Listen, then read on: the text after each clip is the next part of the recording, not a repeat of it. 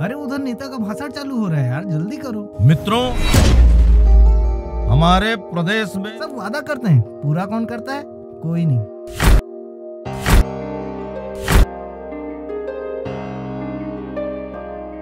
हरामजादे उठ, दिन भर पड़ा रहता है, आदमी है कि भैंसा?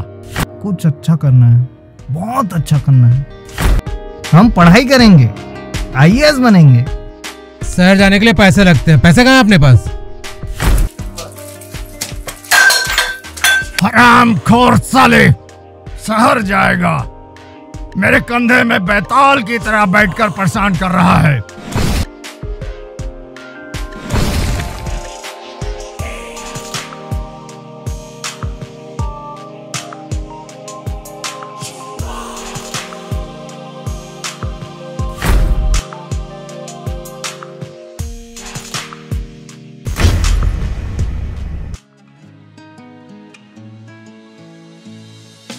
तुम जो मिल गए,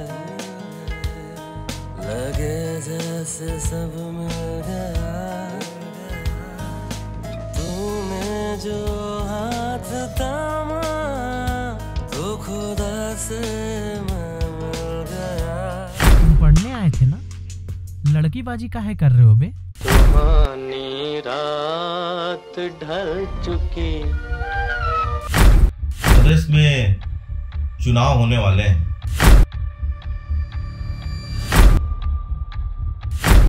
बाहर का माहौल इतना खराब है ना।